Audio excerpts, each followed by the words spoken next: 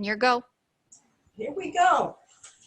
Welcome to our panel, Ye Gods, Deities, and Pop Culture, Ineffable or Despicable, where we're going to discuss the gods, deities, and powers in selected series, books, TV, and film, how they relate to the other beings of the world. Are they necessary? Can they be a threat or can be trusted? Do they deserve respect? Are they needed? Can they make a mistake or lose the powers? I'm your moderator, Elaine. The other panelists you're seeing are, I can raise my hand so you can see, Eric and Mary and JG. We call Huck. We're the other ones here today. And because RoberCon is virtual this year, we actually have a little less time to say what we want to say and take questions. So we got to dive in and speak fast and hope you can understand us. In a perfect world, the gods would be perfect, but imperfection seems to be the ineffable plan of the deities. Is that plan despicable? In the television series Miracle Workers, God is affable, friendly, easygoing. He seems trustworthy, but he is illiterate. He wants to be respected, and if he's offended, he will turn on you so he can be a threat. He's needed because he's the one that made the world, but he feels it's not working out, and he decides to destroy it. The angels in the miracle working department he wants to destroy it. They want to save it. God makes a bet with them that he will not destroy the world if they can perform a particularly difficult miracle within 7 days. Otherwise, goodbye Earth, and one of them has to eat a worm. That sounds kind of threatening. This God wants approval for all his works, and for a restaurant, I think it was, that he wishes to build. He's summoned to a meeting with his parents and siblings, so it turns out there are more deities in existence. The worlds they have made are working very well. They're very proud of them. But they agree Earth should be destroyed, and they nix the idea of the restaurant. Our God returns to heaven very disappointed and feels he's a failure, and he thinks, Earth isn't all that bad. I can work with it. I'm going to save it. But he can't. Why not? Didn't he see that coming? Has he lost his power?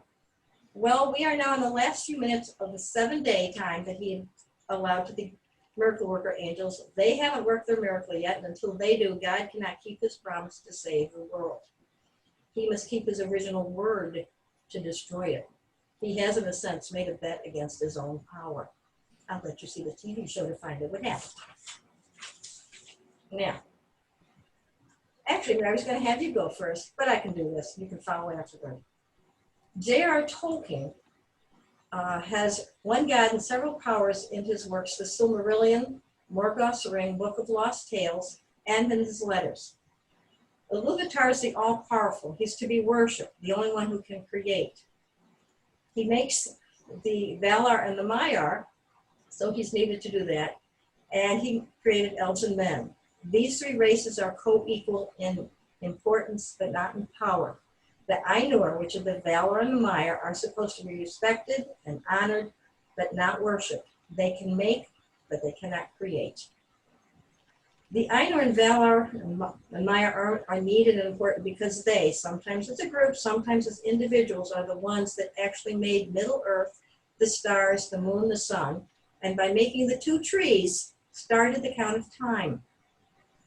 They cannot foresee the future completely. What they know comes from their parts in the making of the history of the world.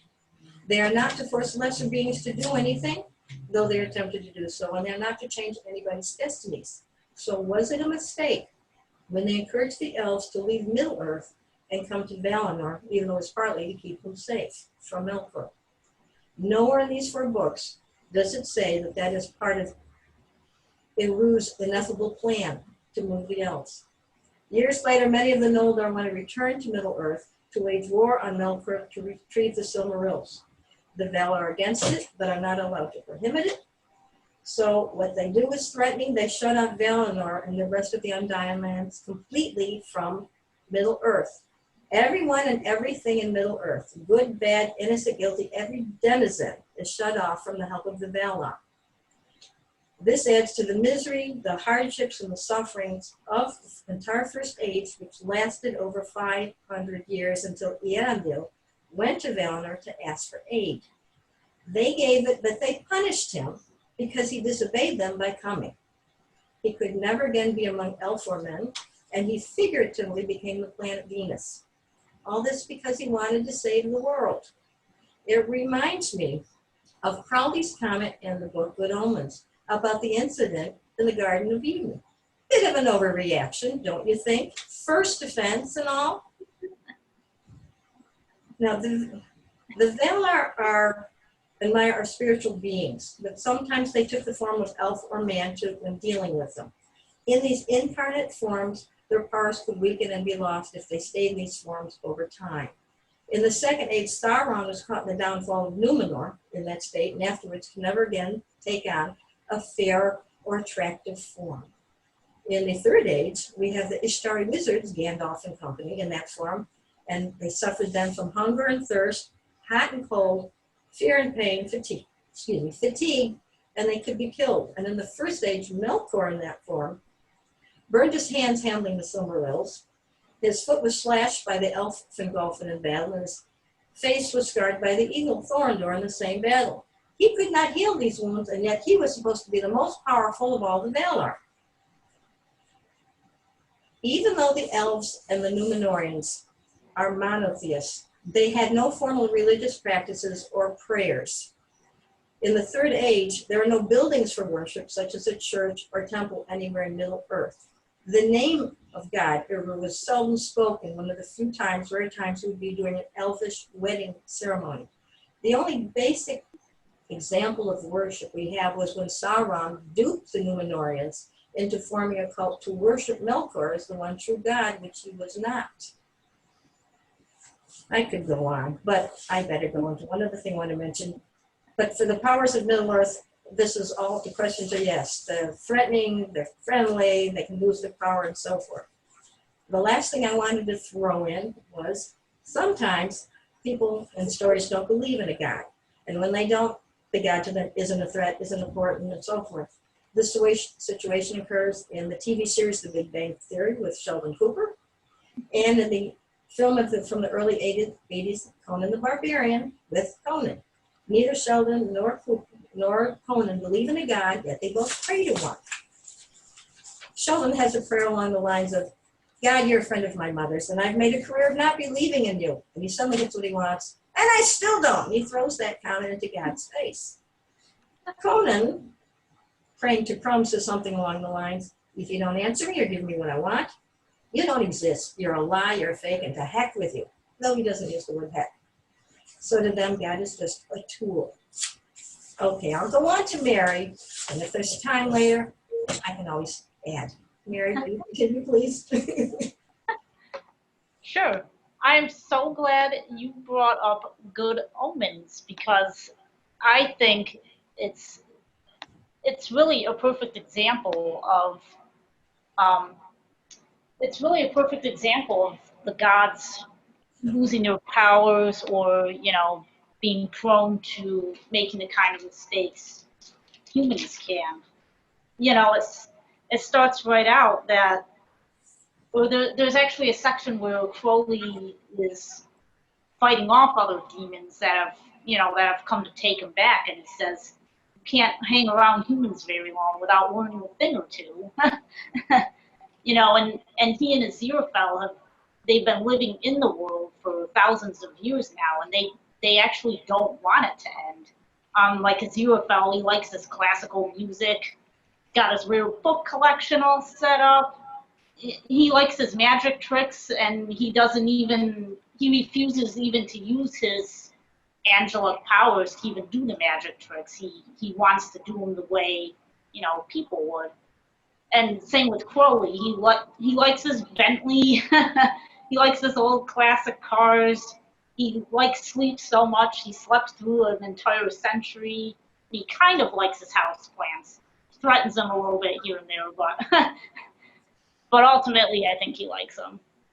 And you have this contrast between humans and either gods or like the powers of angels, and there's actually a part in there that says real grace and heart-stopping evil is right inside the human mind. And there's even a part where Crowley, he's supposed to be a demon, like he's wholly evil. He's just evil because he's a demon. But he actually starts putting in less effort into trying to either attempt or turn humans evil, because he says the powers that be lack imagination. You know, they say angels and demons are just stuck in their ways, but humans, they have free will and creativity to, you know, and they have more freedom to actually make their own choices of what they want to do. And it says that the devil doesn't really make people do anything. It says that humans can come up with more stomach churning ideas no demon could have thought of in 1,000 years. So really, they're making it like people actually have the real power here.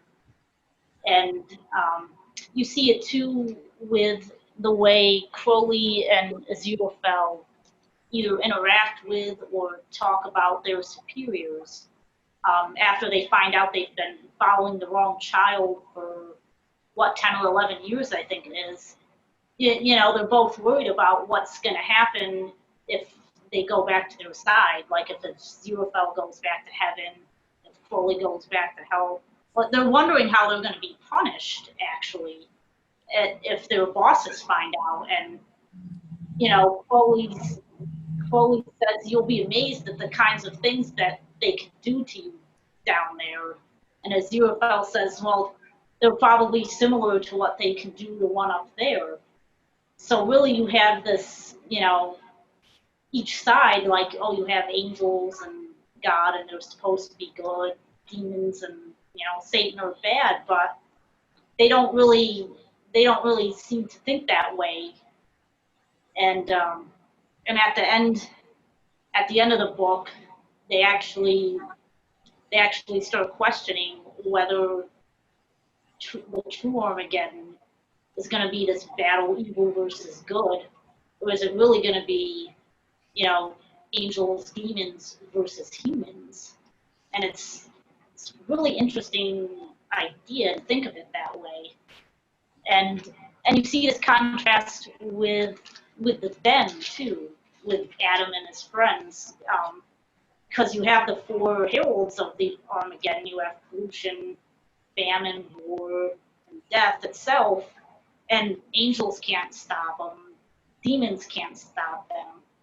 But you have these, you know, you have these four preteens, and with that imagination and creativity Crowley mentions, they actually defeat them, and they put an end to it all. They tie bits of wood and twigs together, you know, grass and strings, and they make, you know, a scale, I believe it is, a crown, and a sword. And, you know, they put a stop to all four of them where, you know, the powers can. And Adam, he's the Antichrist, so you could probably consider him a power too.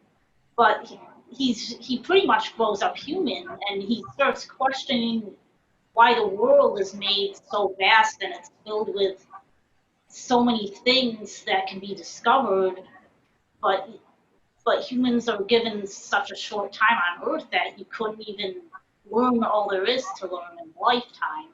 You know, and he even wonders, he says, maybe if both sides left humans alone and just stopped messing with people, that they might be able to make better decisions if they didn't have, you know, these outside influences pressuring them one way or another. And I think Elaine touched on Tolkien too, about when the Valar bring the elves to Valinor. You wonder if that was really a good decision or not, because there's another part where the Valar actually raise this mountain range so they can hide the land, sort of to separate the land and cut it off from the rest of the world, because they don't want men to go there. Men aren't allowed to go, and they put a ban on some of the elves that they can't come back if they leave. And you could kind of see that as a mistake, because some of the elves at least had a chance to go there and see the light, but men it's almost like they're abandoned, like they're not allowed to come there at all. And even some of the elves, not all of them chose to go. They were they either stayed behind or they got left behind. So they haven't really had a chance to see it either. And I would probably say ultimately that the Valor are despicable because so when they create the trees, the light from those trees is considered, if not the greatest, one of the greatest creations pretty much conceived in the world. And they're devastated when Melkor destroys them because it's not a work that can be repeated. It's a one-time thing that they can do. And so they're devastated by that loss, and yet they ask Fëanor to destroy the Silmaril so they can replace the light. And Fëanor says it will actually kill him to do it because he's put so much of his own power, like so much of himself in that creation that he could never make them again. And yet he's kind of punished for turning it down, for saying, that he doesn't want to do it. And you'd think the Valor would be more understanding of that, considering that's how they felt, with the light of the trees. And at least some of actually Sauron was one of the Valor originally, and he starts actually preaching atheism to lessen resistance to his dominion, because when Valinor is like removed from the physical realm, Sauron sees it as God basically abandoned the world, and now men are cursed, and men are under God's wrath, because then that's how he looks at the removal of it. So even some of the other Valar, like they don't fear or respect God anymore because it separates, that realm gets separated from elves and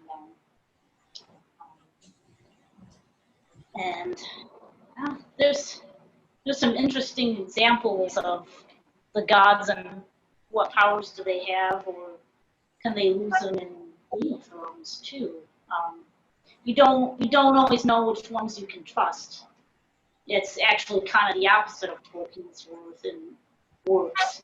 In Game of Thrones, you have tons of gods. I think there's actually over a dozen different ones that different people either worship or say they believe in.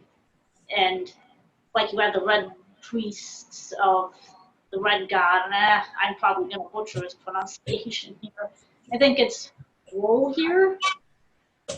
Well, you have the red priests, and then you also have the priests of the drowned god. And actually, both those priests can bring people back to life. Like, they actually show it. There's a couple of people who die, and those priests come, and they bring them back to life. But then you have other gods, like the seven, that people pray to as well. And some of the people who are either accused of crimes or they're on trial for some kind of crime, they can ask for a trial by combat, and they can pick someone to fight for them. And if they win the battle, they're considered innocent. If they lose the battle, they're found guilty of that crime. Yeah, but before each trial, all of the people pray to the seven for wisdom to judge truthfully either the guilt or innocence of the person. And they pray for strength for the person's champion to win if they're innocent. But then you have cases like with Tyrion. He's actually innocent. They accuse him of murdering his nephew, who was the king at the time. And Tyrion's actually innocent, but his champion still loses the fight, so he's wrongfully proclaimed guilty. So it makes you wonder why some of these gods, they have powers to, they can raise people from the dead, but then other ones, they can't even decide, they can't even rightfully decide whether or not someone's innocent or guilty in a trial. It's it's definitely an interesting concept, and I think it kind of brings them down at least to more of a human level. Okay. Okay. Good. Huck, are you ready to go? Okay. Dive in? My topic is the gods of Mars. Most people are aware of Edgar Rice Burroughs as the creator of Tarzan, but he's also the grandfather of American science fiction, and as such, a world builder. And part of the process of building a world, in this case Barsoom, is creating the verisimilitude of religion. And in the 11 books of the Mars series, he created 3 religions. The first one was the religion of Isis, the goddess of life eternal. And this is mentioned in the first book, Princess of I Mars, was trying to do this. and described in the second book, the gods of Mars.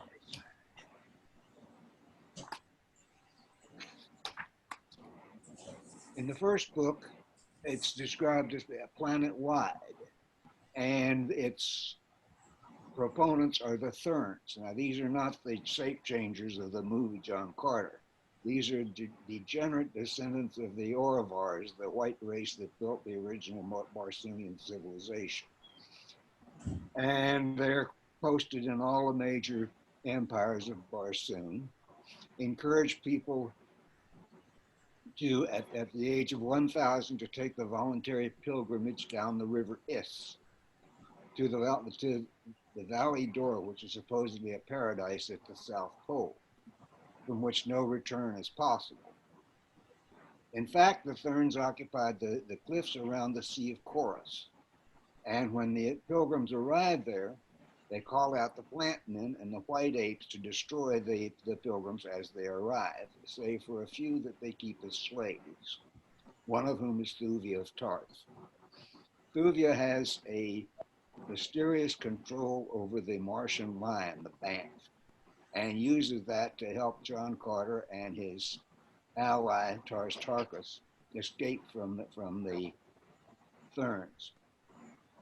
But it turns out that the Therns themselves are controlled by the Firstborn, which is the black pirates who supposedly come from the nearer moon, but actually they come from a subterranean, sub-Barsoomian sea, the Sea of Omian, where they have their empire. Isis herself, the immortal beauty, is actually an ancient black woman who is overthrown by John Carter's ally Zodar, and who replaces her and becomes Zedak of the Firstborn. The Therns are revealed as fake and have to go to work for a living. John Carter returns to Helium and is tried for the crime of returning for the Valley Door. But since he has unmasked this religion, he's acquitted. There's no indication of any planet-wide religion that replaces the religion of worship of Isis. The second religion that we're told about in Book 4, Thuvia Maid of Mars, is Komal, the sacred Banff of Lothar. Lothar is an isolated Orovar city that's surrounded by a green horde called Torquas. And within Lothar, these are mentalists who create imaginary armies of bowmen. But they worship this immense Banff lion called Komal. And of course, when Thuvia gets there, she has him at her feet, purring like a kitten. The final religion that we're told of in the Barsoomian series is the worship of Tur, the mastermind of Mars, which is the 6th book. This is limited to the city of Fundal. Ulysses Paxton and his friend Dartaris enter Fundal and visit a temple of Tur. And this is apparently Burroughs' spoof of Catholicism, because he has carved statues all around, male, female, animals, monsters, and Dartaris explains that they're all Tur. And he uses unintelligible languages, weird positions, prostrations, and he says that Tur created a flat Barsoom 100,000 years ago. Therefore, it's a sin to circumnavigate Barsoom, and there's no history permitted prior to 100,000 years ago, even though most countries have histories going back several 100,000 years. Within the royal palace, there's a shrine of Tur, which is a large room with an immense hollow statue at one end with a platform inside the head. There are levers to move the eyes and a speaking tube to amplify the voice. But these have been unused for 100 years since the previous Jedi fell from the platform. Now, a little bit of backstory here. The mastermind of Mars, Rostavus, has switched the brains of Xaxa, the evil empress of Fundal, and Valadia, who's Paxton's lady love. And Paxton has been trained by Rostavus to do the same operation, so he switches them back. And with the help of Dartaris, makes it look as if Tur had switched the bodies miraculously. And Dartaris then becomes the voice of Tur. Other than that, there are no further local religions mentioned in the series. So if there are others, we don't know about them. Any questions? Yeah, we not see a chat thing, so I don't know if there are any questions out there.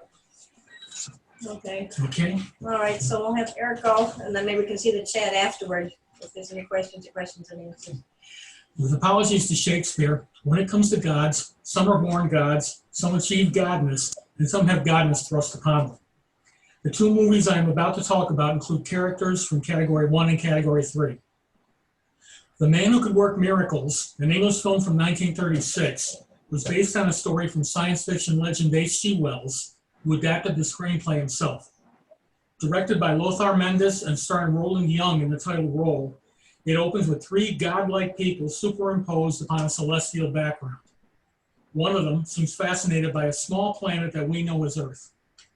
Two other gods ask why he is so absorbed by Earthlings, and he says the lives of humans are short and their efforts feeble, but he likes them. He proposes to bestow power upon them.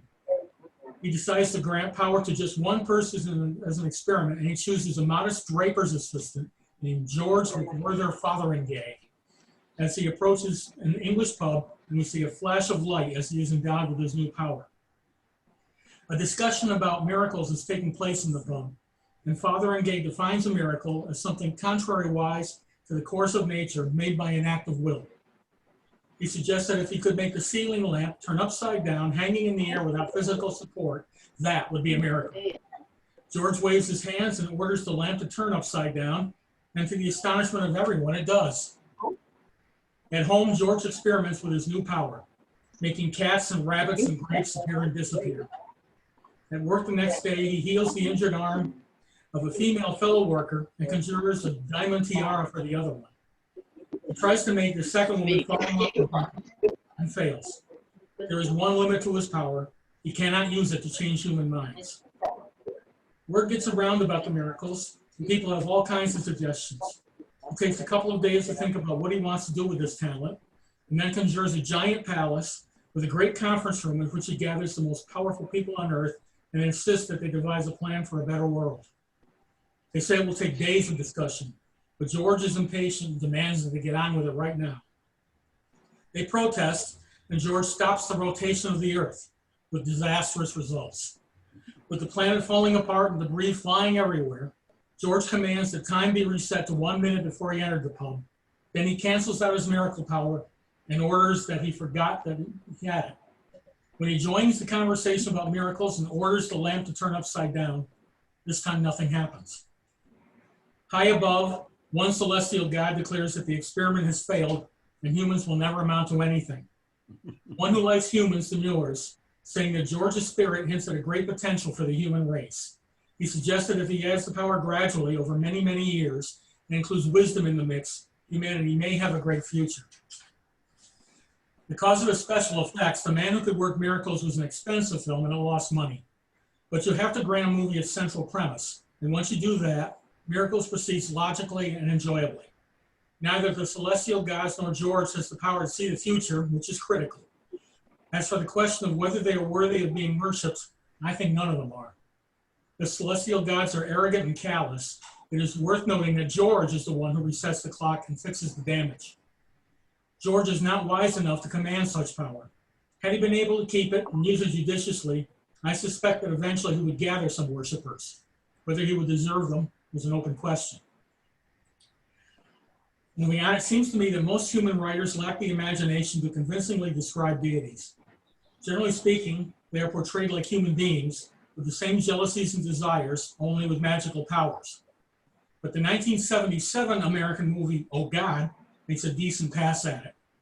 The God in question is the one most familiar to us, Jehovah, and the writers make him seem believable because instead of adding psychological attributes to him, they subtract some. Since God is immortal and invulnerable, there are some human emotions that he doesn't need at all. He has no reason for fear or anxiety or guilt, and he is portrayed in this movie as a creature that is confident, patient, and benevolent. Based on a novel by Avery Corman, Oh God was adapted by Larry Gelbart and directed by Carl Reiner, starring John Denver as assistant grocery store manager Jerry Landers and the 83-year-old George Burns as God. Jerry receives a series of notes informing him that God is granting him an interview. At first he disregards them, but they keep turning up until Jerry decides that he has to find out what it's all about. When he meets God, he wonders why God looks like an elderly man. God tells him that he can look like anything, but he senses that this image will make Jerry feel comfortable. God tells Jerry that he wants him to act as his messenger, tell people that should be kinder to each other and to the planet, and that he is still there to help them when they need him. Jerry is skeptical at first, and he says he needs a sign to convince him that this guy is really God. God provides a small miracle, making it rain inside their car while it is sunny outside. Thus persuaded, Jerry agrees to be his messenger. Everyone he tells, even his wife, thinks he's lost his mind, but he persists and gradually becomes a celebrity. Every movie needs a villain, and this movie's villain is a grandiose television evangelist. God tells Jerry that the evangelist is a fraud and a charlatan who would be better as a shoe salesman, and he asks Jerry to give the evangelist this message. The evangelist then sues Jerry for slander. Jerry appears in court without a lawyer, and God is a little slow to slow up. Jerry's attempt to present his defense alone is feeble, and the judge threatens to put him in contempt. At this moment, God appears, goes to the witness chair and says, I swear to tell the truth, the whole truth, and nothing but the truth. So help me. To prove who he is, God performs a few card tricks and then turns invisible. The court hears his disembodied voice declaring, I don't know why people have trouble believing in me. I believe in you. The charges are dropped and Jerry is free. It took nerve to make this movie, since religion is a touchy subject, and the people involved had to walk a narrow tightrope to avoid offending customers. They did a remarkable job. It was a hit, and few people found anything to be outraged by, maybe some fans of television evangelists. The casting took more nerve, since the stars were a folk singer who had never acted before, and a former vaudeville comic who had only recently come out of retirement. Burns, in particular, was an inspired choice, with a comfortable, low-key performance, and he became one of cinema history's least likely stars.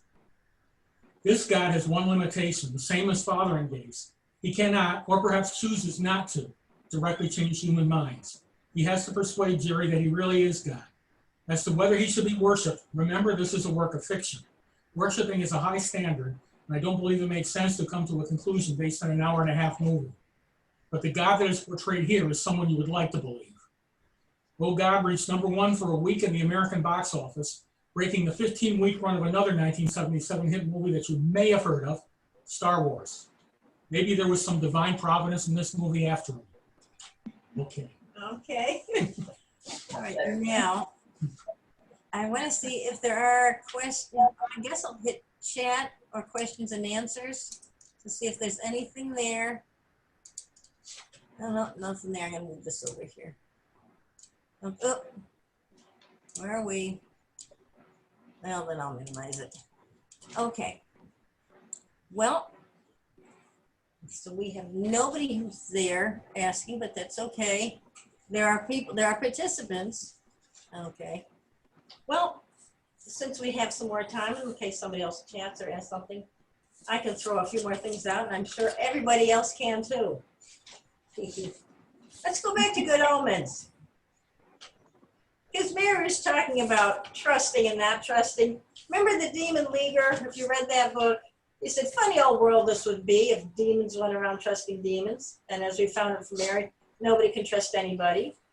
And at one point in the book, both Aziraphale, I have trouble with that name, and Crowley, Yeah. they only can trust each other. They both considered going and asking for asylum with the other beings' people instead of staying with their own. And then she mentioned Adam, the Antichrist. There's a point in this book where the Metatron, the voice of God, is talking to Adam and saying, think, consider what's happening right now, the situation with the apocalypse, that the Metatron doesn't seem to think for himself. Does he not have that power? Or is he just being blindly obedient to a superior, you know, the big guy from above?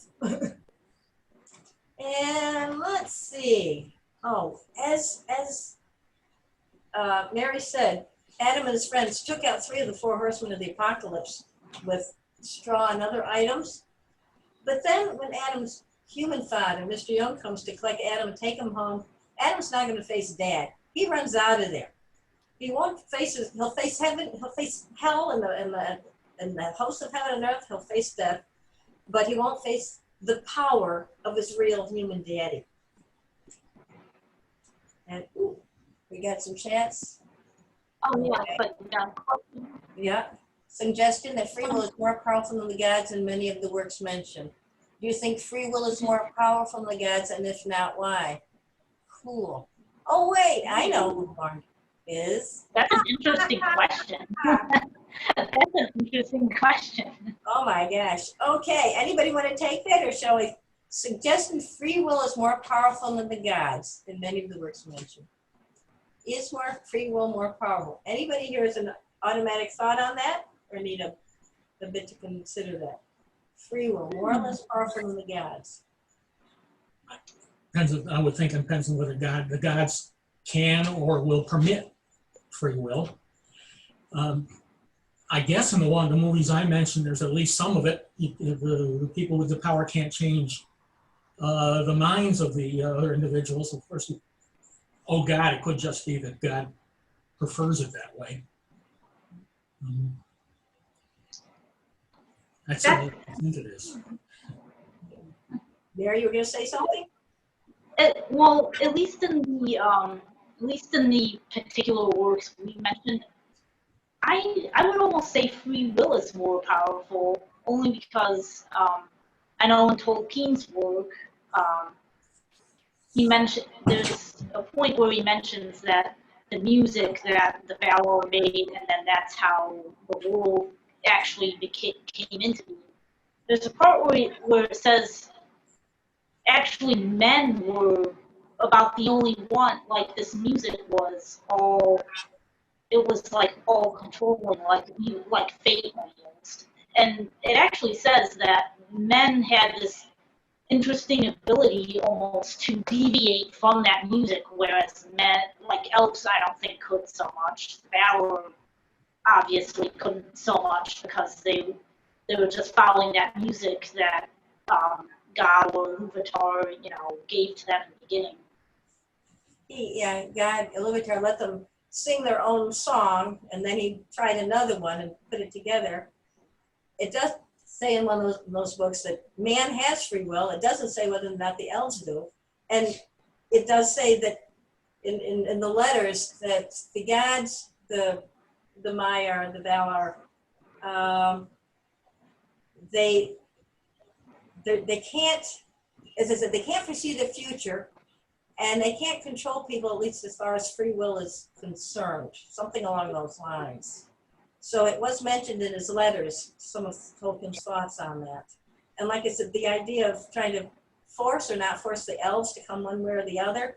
They have their free will to come or not, but they were, kind of encouraged, you'll be safer there. Plus, the Valor, another reason they wanted them to come is just to be with the elves. When they saw what they looked like or were going to look like before they were created, they wanted those people with them.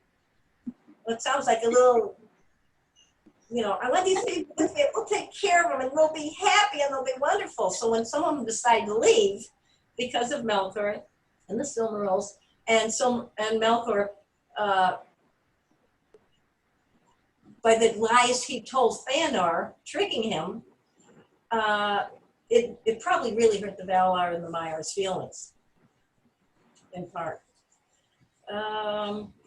So free will probably is, if you really have that free will, you'll do what you want. Oh, I guess there's also a flip side to that question too. I guess you could also look at it, well, if God creates all these people, I suppose he could create them to have free will from the beginning.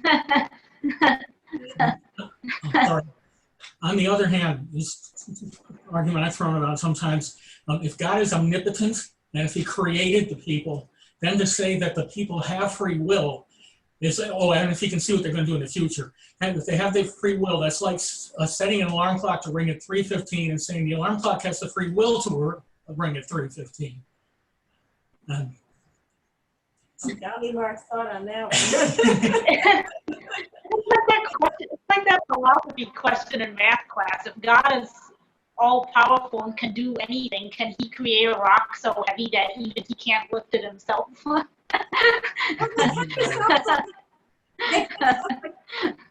With the miracle workers, he comes back to work the miracle and he can't because he's made this bet against his own power. So is he more powerful than he thought he was?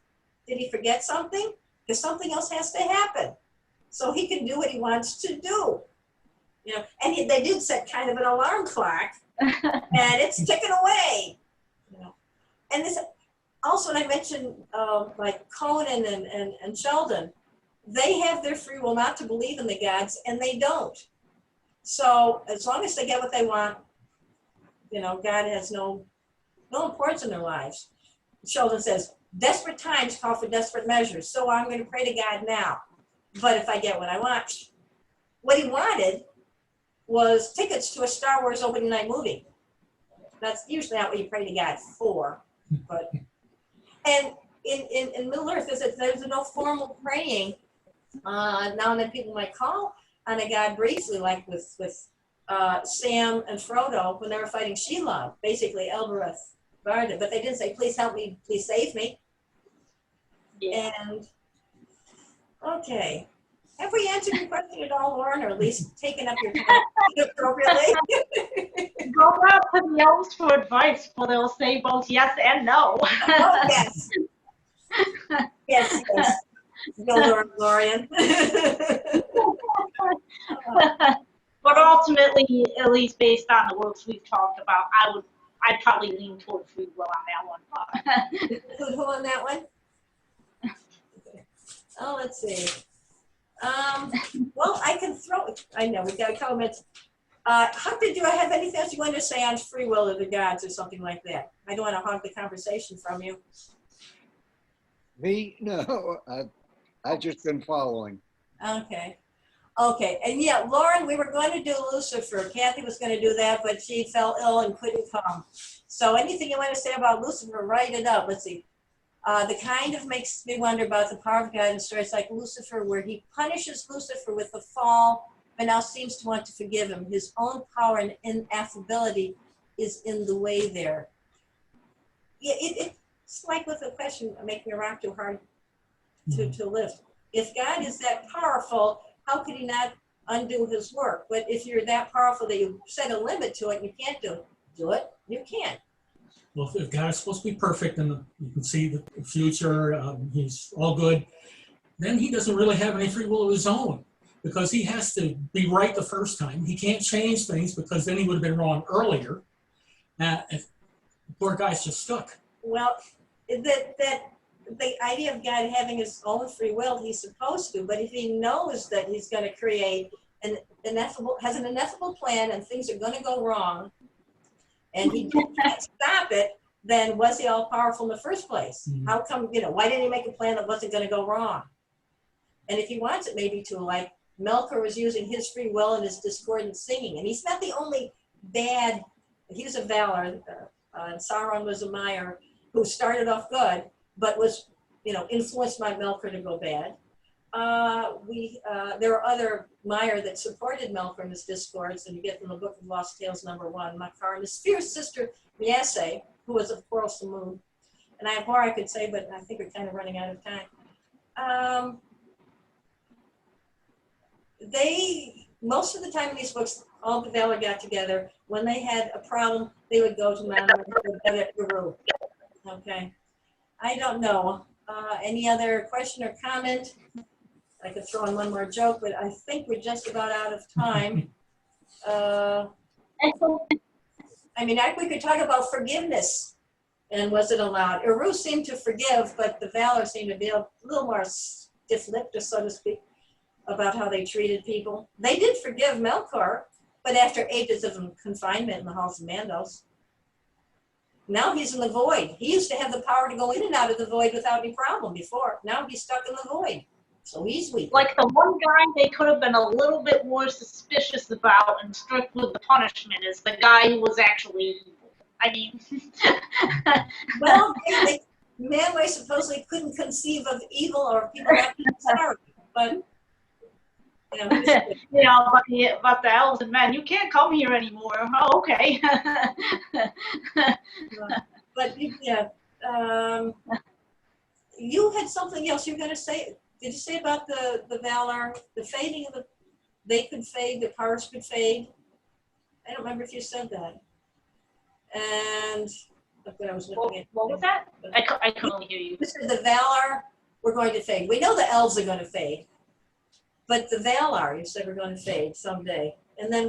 Yeah. The Valar too said they will fade and become more important as time goes on because they'll. Okay. Like as history is fulfilled or like what happens, comes to fruition, they'll have, they don't have so much influence anymore. Because even they don't see the end of, the music or the entire plan. They don't even have to destroy themselves. Yeah, they don't know the final end. It's ineffable. Well, I guess we got to wrap it up, though we don't want to. I don't want to. I don't know about you guys. But hope we'll see you at RoberCon next year. Thanks for tuning in. Have a fun RoberCon.